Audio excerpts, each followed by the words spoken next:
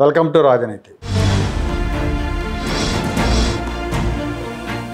అమరావతిలో శ్రీకాకుళంలో గ్రీన్ఫీల్డ్ అంతర్జాతీయ విమానాశ్రయాల ఏర్పాటుకు ఫీజిబిలిటీ సర్వే చేస్తామని ప్రభుత్వం ప్రకటించింది. ఆంధ్రప్రదేశ్ విమానాశ్రయాల అభివృద్ధి సంస్థ ఈ సర్వే చేయడం కోసం టెండర్లు పిలవబోతోంది.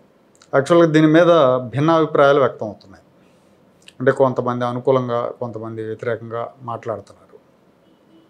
ముందుగా శ్రీకాకుళం విషయానికి వస్తే, అంటే దీన్ని మనం కొంచెం లోతుగా డిస్కస్ చేయాలి. ఇప్పుడున్న పరిస్థితులు ఏంటి, రాష్ట్రం పరిస్థితి ఏంటి, కేంద్రం వైపు నుంచి వచ్చే సహకారం ఎంత, ప్రైవేట్ రంగంలో పెడితే ఫీజిబిలిటీ ఉంటుందా అనేది చూసుకుంటారు. కాబట్టి వాళ్ళు ఇప్పుడు ప్రస్తుతం శ్రీకాకుళం ఎయిర్పోర్ట్ గురించి మనం మాట్లాడుకుంటే, శ్రీకాకుళానికి ఇప్పుడు భోగాపురం 55 కిలోమీటర్ల దూరంలో ఉంటుంది.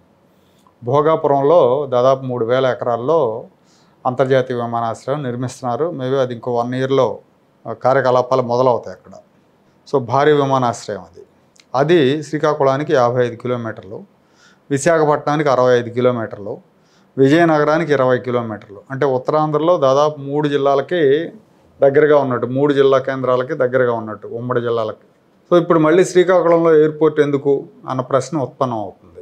ఒకవేళ శ్రీకాకుళంలో కాకుండా శ్రీకాకుళం జిల్లాలోనే శ్రీకాకుళానికి ఇంకో 60-70 కిలోమీటర్ల అవతల ఏ పలాసలోనో ఇచ్చాపురంలోనో నిర్మాణం చేస్తామంటే అక్కడ అంతర్జాతీయ విమానాశ్రయానికి అసలు ఫీజిబిలిటీ ఉంటుందా? అక్కడి నుంచి అంతర్జాతీయ విమాన సర్వీసులు నడపగలరా అంటే నడపలేరనే చెప్తారు ఎవరైనా. మరి ఎందుకు ఈ ప్రపోజలు, ఎందుకు ఈ సర్వేలు అనే ప్రశ్న ఉత్పన్నమవుతుంది. అలాగే అమరావతి విషయాన్ని తీసుకుంటే కూడా అమరావతికి దగ్గరలో గన్నవరం విమానాశ్రయం ఉంది. 30-35 కిలోమీటర్లు ఉండొచ్చు. అక్కడ గన్నవరం విమానాశ్రయంలో కొత్త టెర్మినల్ నిర్మాణం కూడా జరుగుతూ ఉంది. అంతర్జాతీయ విమానాశ్రయం చేస్తున్నాం, అంతర్జాతీయ సర్వీసులు నడుపుతామని చెప్తున్నారు. అది కొన్నేళ్లుగా సాగుతూ ఉంది ఆ నిర్మాణం. అమరావతికి 30 కిలోమీటర్లు ఉంటుంది, విజయవాడకి 18 కిలోమీటర్లు ఉంటుంది ఈ గన్నవరం విమానాశ్రయం. ఆల్రెడీ ఇప్పుడు వెస్ట్ బైపాస్ రోడ్డు ఒకటి, అది గన్నవరం నుంచి అమరావతి కనెక్టివిటీ రోడ్డు ఒకటి వేశారు. నేరుగా అమరావతిలో ల్యాండ్ అవుతుంది ఆ రోడ్డు. అది కనుక కంప్లీట్ అయిందంటే, అది దాదాపు కంప్లీట్ అయిపోయింది. దాని మూలంగా డిస్టెన్స్ ఇంకా తగ్గుతుంది, ట్రాఫిక్ సమస్యలు కూడా ఉండవు. నేరుగా అమరావతిలో నుంచి 20 నిమిషాల్లో గన్నవరం వచ్చేసి గన్నవరంలో విమానం ఎక్కేసేయచ్చు. ఇప్పుడున్న ఈ గన్నవరం ఎయిర్పోర్ట్కి ఇంకొక 500 ఎకరాలు సేకరిస్తే, భూసేకరణ చేసి కొంచెం రన్వేల విస్తరణను, మిగతా హంగులు, అంతర్జాతీయ విమానాశ్రయాలకు ఉండే హంగులను ఏర్పాటు చేస్తే బ్రహ్మాండంగా సరిపోతుంది. ఇక్కడ వీళ్ళు ఏం చెప్తున్నారంటే, అమరావతిలో ఎయిర్పోర్ట్ నిర్మాణం చేస్తే పెట్టుబడిదారులు నేరుగా అమరావతిలో దిగి వచ్చి పెట్టుబడులు పెడతారని చెప్తా ఉన్నారు. ఇక్కడ కూడా అమరావతిలో కొత్త విమానాశ్రయం నిర్మాణం చేయాలంటే అమరావతి నడిబొడ్డులో చేయరు, అమరావతికి బయటే చేయాలి. బయట ఒక 10 కిలోమీటర్లు 20 కిలోమీటర్ల దూరంలో చేయాలి. అక్కడ దిగి అమరావతిలోకి రావాల్సిందే. 1. 2, ఇప్పుడు హైదరాబాద్లో శంషాబాద్ ఎయిర్పోర్ట్ ఉంది. శంషాబాద్ నుంచి హైదరాబాద్కి 34 కిలోమీటర్ల దూరం. శంషాబాద్లో దిగే వస్తున్నారు, ఎవరు కూడా ఇది దూరం అని ఫీల్ అవ్వట్లేదు హైదరాబాద్ వాళ్ళు. అలాగే పెట్టుబడిదారులు కూడా శంషాబాద్ విమానాశ్రయంలో దిగి హైదరాబాద్ వచ్చి పెట్టుబడులు పెడుతున్నారు. సో ఆ దూరం అనేది 25-30 కిలోమీటర్లు అనేది పెద్ద ఇష్యూ కాదు. నువ్వు 2000 ఎకరాలు సేకరించే కంటే ఇంకో 400-500 ఎకరాలు సేకరించడం అనేది చాలా ఈజీ.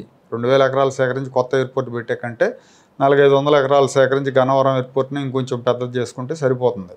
ఒక శంషాబాదే కాదు, బెంగళూరులో కెంపగౌడ ఇంటర్నేషనల్ ఎయిర్పోర్ట్ ఉంది. అది కూడా బెంగళూరుకి 30-35 కిలోమీటర్ల దూరంలో ఉంటుంది.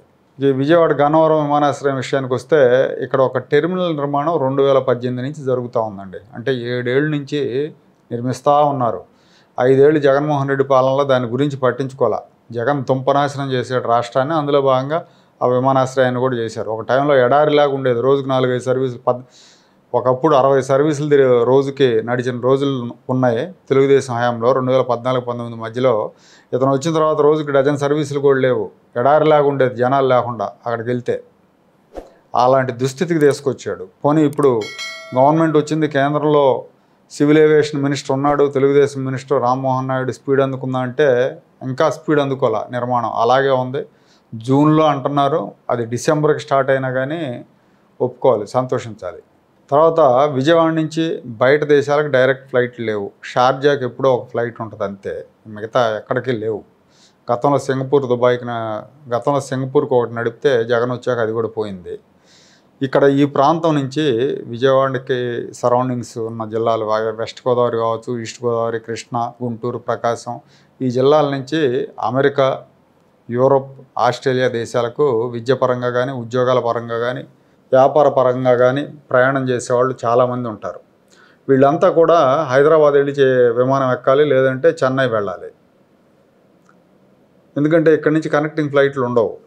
తక్షణం చేయాల్సింది ఏంటంటే నూతన విమానాశ్రయాలు నిర్మిస్తాం, అంతర్జాతీయ విమానాశ్రయాలు నిర్మిస్తాం అనే ప్రకటనల కంటే దుబాయ్కి, సింగపూర్కి ఇలాంటి చోట్లకి విమాన సర్వీసులు వేయించాలి.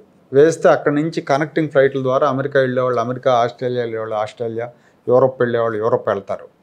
మద్రాసులోనో హైదరాబాద్ విమానాశ్రయంలోనో దిగి అక్కడి నుంచి మళ్ళీ కొట్టుకుంటూ సొంత వాళ్ళకి వెళ్ళే శ్రమ తప్పుతుంది. ఇంకోటి, రాష్ట్రానికి ట్యాక్స్ ఆదాయం పెరుగుతుంది. ఇవాళ హైదరాబాద్ నుంచి, బెంగళూరు నుంచి, ఢిల్లీ నుంచి అమెరికాలో ప్రధాన నగరాలకు నేరుగా విమాన సర్వీసులు ఉన్నాయి. శాన్ ఫ్రాన్సిస్కో, న్యూయార్క్, షికాగో ఈ నగరాలన్నింటికి డైరెక్ట్ ఫ్లైట్లు ఉన్నాయి. అట్లీస్ట్ మనకి దుబాయ్కి, సింగపూర్కి కనెక్టింగ్ ఫ్లైట్లు నడిపితే ఇక్కడ ఫ్లైట్ ఎక్కి దుబాయ్లో దిగి అక్కడి నుంచి ఇంకో ఫ్లైట్ ఎక్కి అమెరికా వెళ్ళడానికి అవకాశం ఉంటుంది.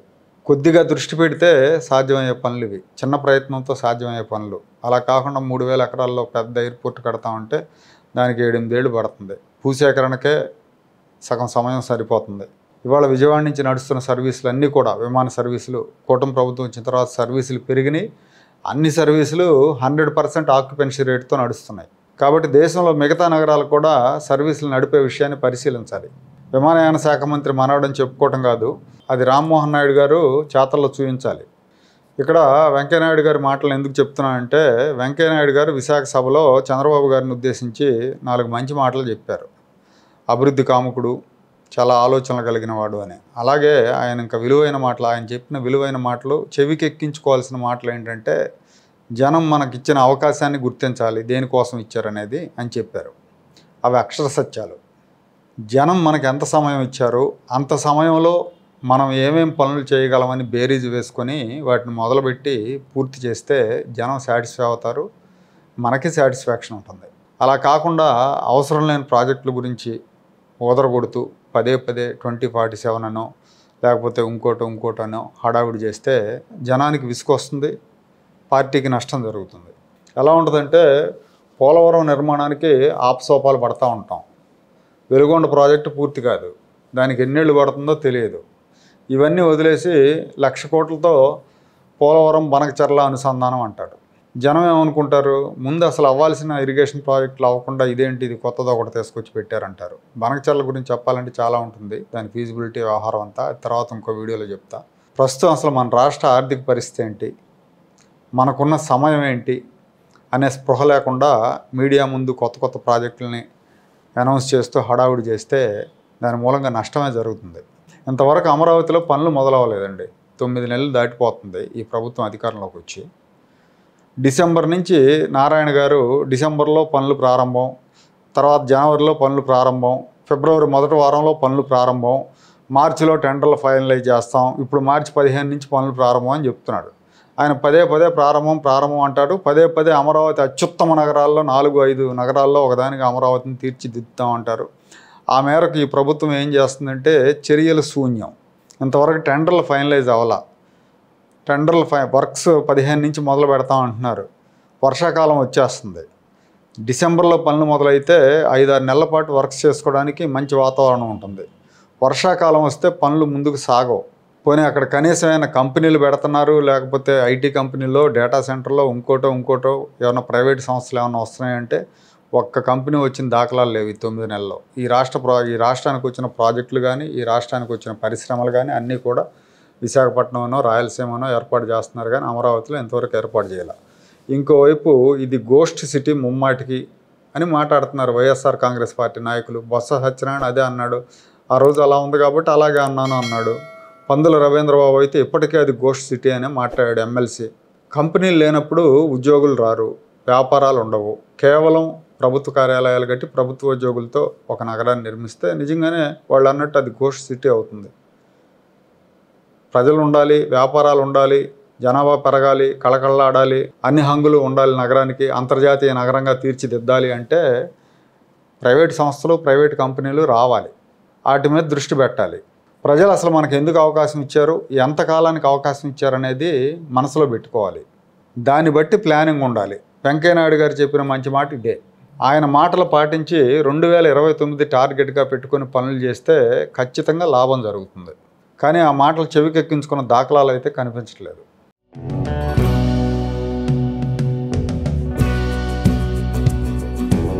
Like, share and subscribe to Rajaniti channel.